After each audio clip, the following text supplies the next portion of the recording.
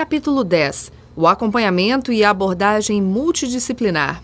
Objetivos deste capítulo: discutir a importância dos exames ocupacionais e o conhecimento das condições dos trabalhadores e do trabalho, acompanhamento em doenças degenerativas e progressivas, o envelhecimento do trabalhador, o PCMSO e os exames ocupacionais.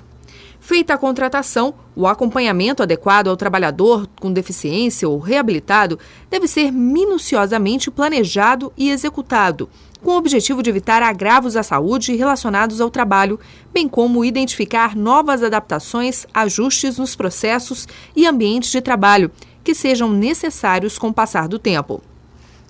Considerando que cada caso deve ser tratado individualmente e que o decorrer dos anos pode modificar uma condição diagnosticada por ocasião da contratação, nem todo o planejamento de acompanhamento médico pode ser previsto detalhadamente no Programa de Controle Médico de Saúde Ocupacional. No entanto, conforme previsto na IN 98/2012, tanto o Programa de Prevenção de Riscos Ambientais quanto o PCMSO devem contemplar as medidas necessárias para garantir aos trabalhadores com deficiência e reabilitados condições de trabalho seguras e saudáveis.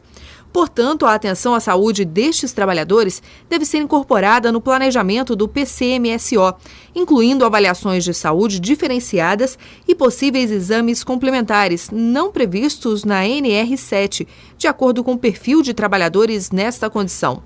Ainda em relação à periodicidade, o médico coordenador do PCMSO deve considerar o ajuste necessário para acompanhar o coletivo destes trabalhadores. Uma dica para o planejamento dos exames ocupacionais é considerar as informações dos exames admissionais, incluindo as possíveis adaptações prescritas e adotadas para os trabalhadores com deficiência.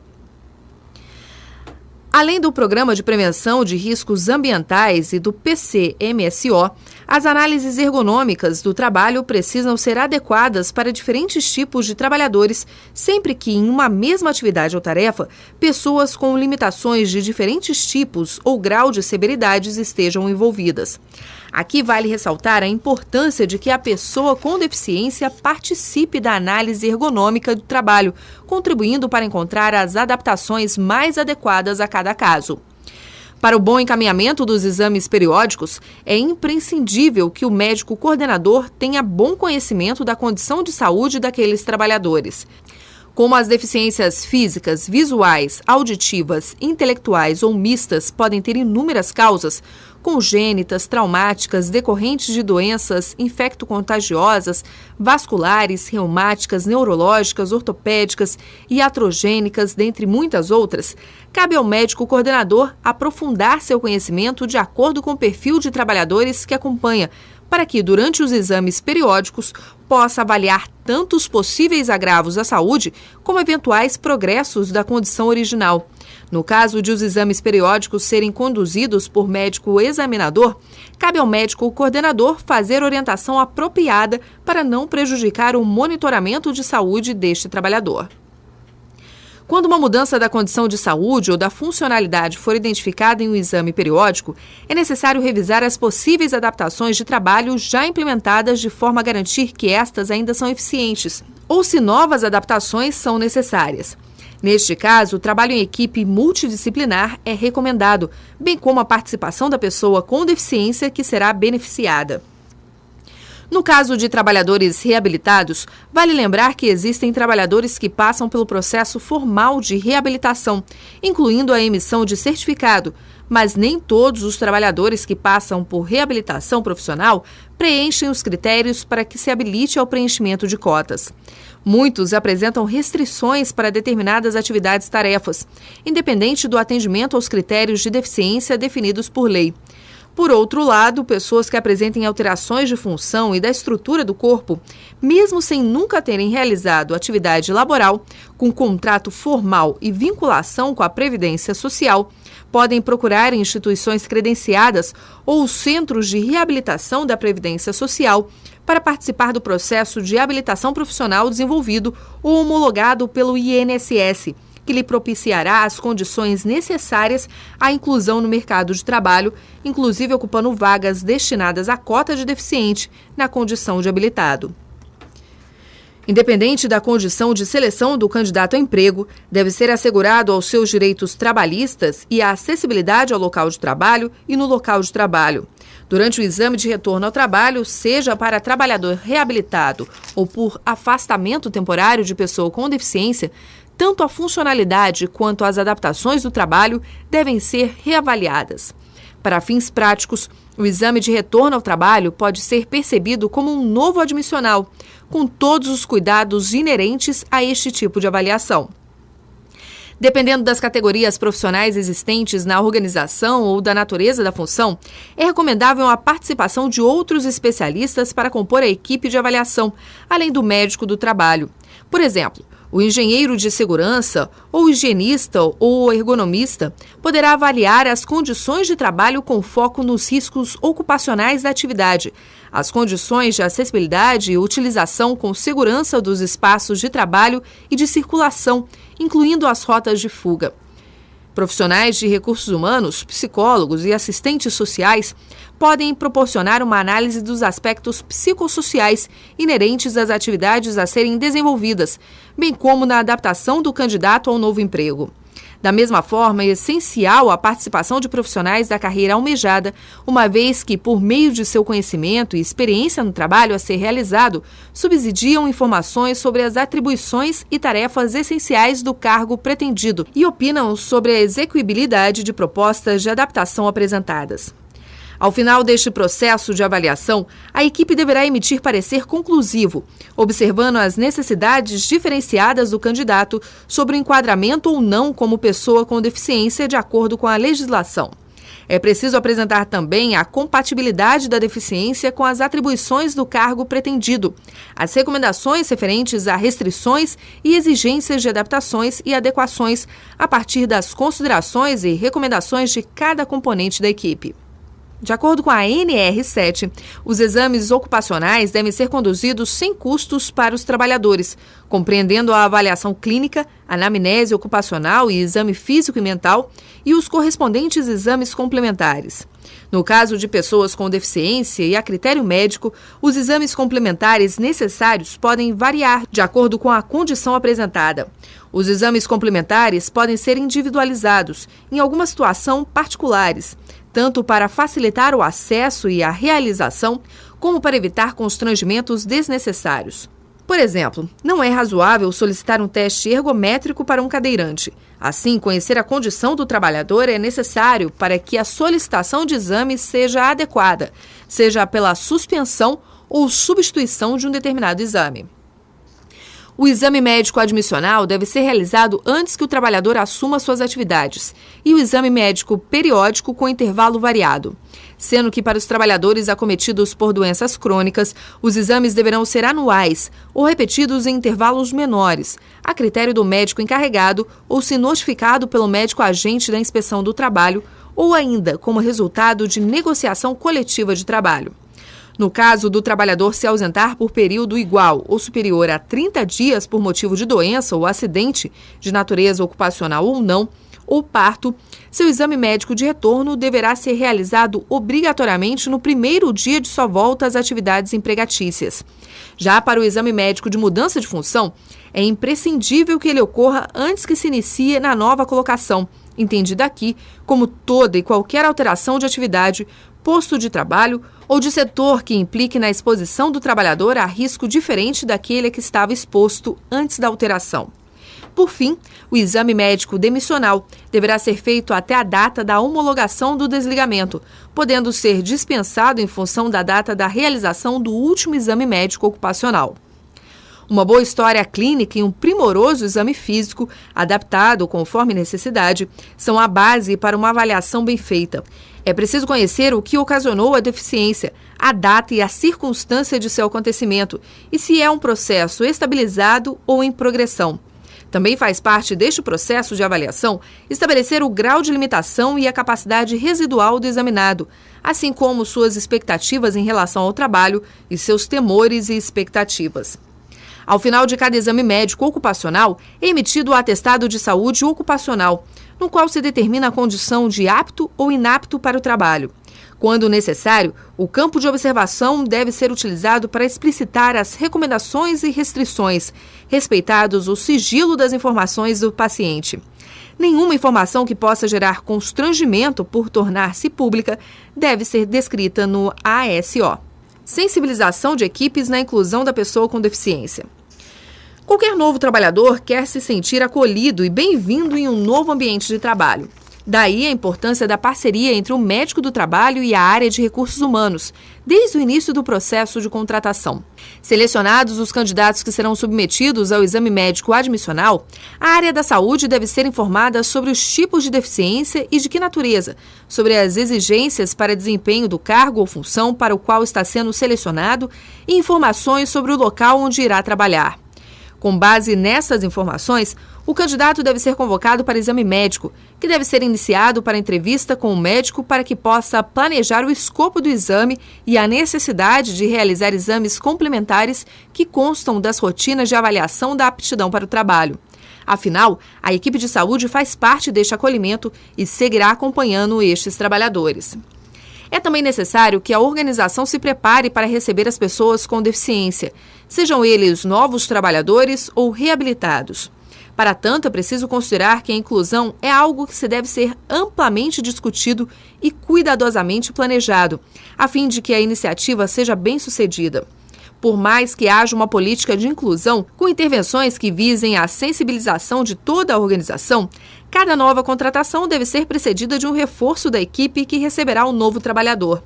E se houver particularidades no trato com o tipo de deficiência que se apresenta, recomenda-se treinar a equipe sobre como se relacionar e comunicar com aquela determinada pessoa ou condição. Sem dúvida, é preciso envolver os diferentes níveis hierárquicos da organização neste processo de sensibilização. Afinal, nada influencia mais o comportamento do que o exemplo. Neste sentido, liderar pelo exemplo faz-se absolutamente necessário para o sucesso de uma política de inclusão social que seja de fato inclusiva. Uma liderança inclusiva reforça a sensibilização, enquanto que uma liderança não inclusiva dessensibiliza a todos e condena as boas iniciativas ao fracasso. Quanto ao maior número de pessoas envolvidas e sensibilizadas, maior a possibilidade de sucesso, porque a soma de esforços e experiências na avaliação, nas adaptações e na divisão do trabalho a serem realizadas identificará os pontos de melhoria e abrirá o caminho para a participação e efetiva integração, tanto em questões específicas da atividade, como também no comportamento dos colegas de trabalho. Na área de saúde, esta interação é particularmente importante, devendo para isso a equipe de saúde estar capacitada. Pequenos detalhes, como a acessibilidade do ambulatório, a adequada abordagem na comunicação e relacionamento com pessoas com diferentes tipos de deficiência e, principalmente, o tratamento igualitário, são poderosas mensagens de inclusão. O contrário também é verdadeiro. Pequenos deslizes podem ser percebidos como discriminação. Por exemplo, manter prontuários de PCDs em arquivos separados reforça a ideia de exclusão. Isso deve ser evitado. Lembremos sempre que cada caso é único. Não podemos propor uma abordagem padronizada para o cadeirante, o surdo ou o cego, visto que não se pode supor que o uso de uma prótese ou órtese ou a presença de uma alteração funcional ou corporal faz com que aquele grupo de pessoas seja homogêneo ou tenha as mesmas potencialidades e restrições. Cada um tem as suas características peculiares, que o tornaram uma pessoa com limitações, mas que possuem experiências, capacitações e habilidades de adaptação diferenciadas. Neste sentido, é interessante perceber que o cuidado específico com cada pessoa com deficiência pode e deve ser ampliado para todos. Afinal, cada trabalhador é único. No processo de sensibilização, é importante lembrar que não é apenas a condição em si que deve ser abordada. A história que cada pessoa com deficiência traz consigo faz diferença em como lidar com a situação. Uma pessoa que fica cega na idade adulta é diferente de quem já nasceu com a deficiência, por exemplo. O mesmo para o cadeirante que teve uma lesão medular como consequência de um ferimento por arma de fogo com alguém que tem uma doença degenerativa. Ou ainda o fato de ter crescido numa família com a situação financeira que possibilite proporcionar a melhor assistência de saúde e acesso à educação e cultura seja igual a alguém que buscava apenas sobreviver. Criar canais de comunicação com as pessoas com deficiência é fundamental para manter bons relacionamentos e determinar o sucesso de uma política de inclusão. Ouvir é fundamental e insubstituível para o sucesso do processo de inclusão, pois as dificuldades da vida lhe deram grande capacidade de adaptação e flexibilidade. É importante valorizar o conhecimento acumulado. Saber compartilhar o mesmo espaço com pessoas de síndrome de Down ou com cão-guia, por exemplo, é um aprendizado que não deve ficar apenas a cargo do bom senso da equipe. Existem posturas e condutas que devem ser rigorosamente observados e limites a serem estabelecidos, da mesma forma que determinadas brincadeiras e abordagens que são inadequadas. Para tanto, as pessoas devem ser informadas. Os colegas de trabalho precisam ser orientados a não bloquearem as áreas de circulação com plantas ou materiais para facilitar a circulação de cadeirantes e não fazerem modificações nas áreas de circulação dos deficientes visuais sem avisá-los das mudanças. É importante estimulá-los a oferecer ajuda aos colegas com deficiência quando perceberem que podem ser úteis. Quando, por exemplo, transportando sua bandeja no restaurante, removendo barreiras, eliminando situações de risco, oferecendo companhia ou auxiliando nos deslocamentos, além da solidariedade e civilidade que deve caracterizar as relações interpessoais na vida e no trabalho. No entanto, é preciso perguntar se a ajuda é necessária e bem-vinda, pois uma ajuda intempestiva pode ser inadequada e até mesmo perigosa.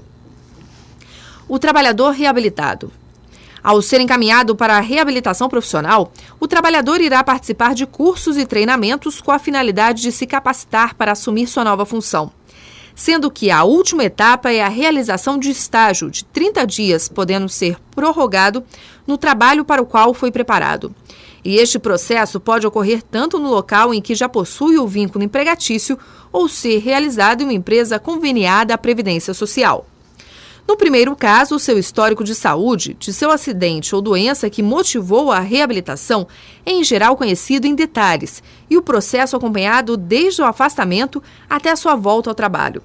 Por já conhecer a empresa, o reabilitado poderá colaborar na identificação das atividades que consegue ou não executar e aquelas que precisam ser adaptadas, com mais propriedade.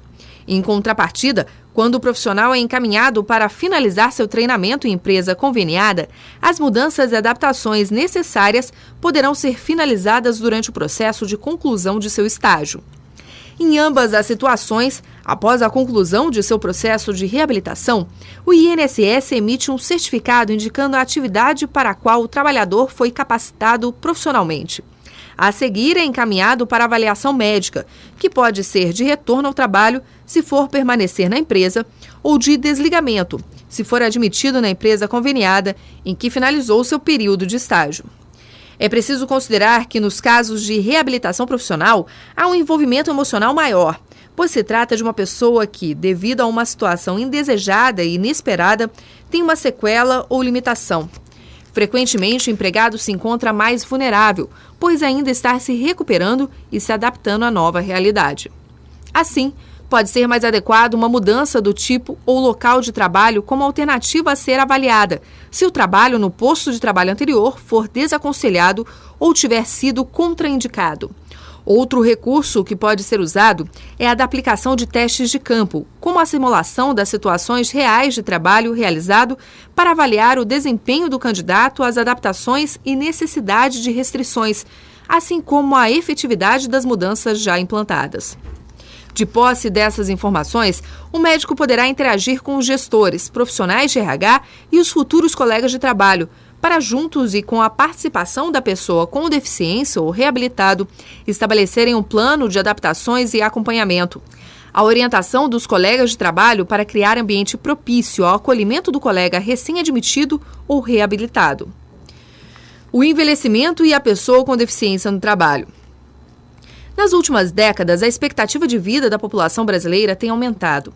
Diversos fatores têm contribuído para este aumento, como a urbanização, o declínio no crescimento da população, o acesso a serviços de saúde, os avanços tecnológicos da medicina, melhores condições de vida para um número cada vez maior de pessoas.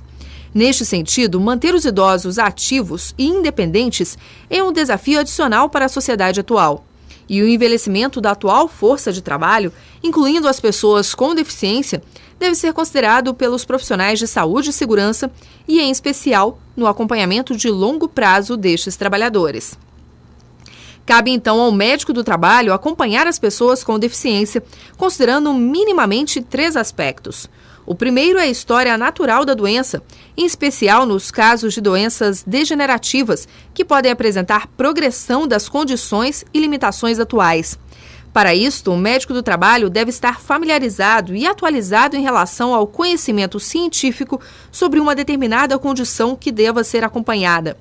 Em contrapartida, há situações menos frequentes onde o acesso a melhores serviços de saúde e novas tecnologias pode melhorar uma condição atual. Em resumo, o médico do trabalho deve estar atento a evoluções dinâmicas que possam existir. Em segundo lugar, é preciso considerar a redução da capacidade física inerente ao envelhecimento.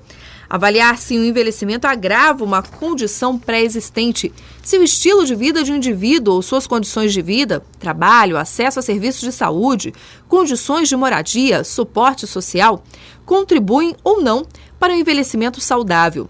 Neste caso, é importante que o profissional seja um promotor de saúde, fazendo os ajustes nos cuidados necessários e o aconselhamento adequado para cada situação. Ainda é preciso avaliar se o surgimento de novas doenças crônico-degenerativas, em sua maioria, modificam a condição de saúde daquele trabalhador. Em terceiro, as condições e o ambiente de trabalho precisam ser reavaliados com o passar do tempo, seja porque novas tecnologias de adaptação e reabilitação surgiram, seja porque as mudanças nas condições de saúde exigem adaptações do trabalho ao trabalhador. Aqui, cabe ressaltar a importância do médico do trabalho estar atualizado em relação a novas tecnologias de reabilitação, assistência ou adaptação. Este conhecimento específico pode ser adquirido pela participação em eventos voltados para este setor ou pela troca de informações entre grupos de interesse no assunto. O aumento da longevidade é um fenômeno mundial, porém no Brasil se fez uma velocidade maior que nos países desenvolvidos, onde este processo levou décadas. E isto acarretou mudanças sociais, decorrentes da maior participação dos idosos, de sua integração e da sua importância como consumidores e provedores de recursos na família.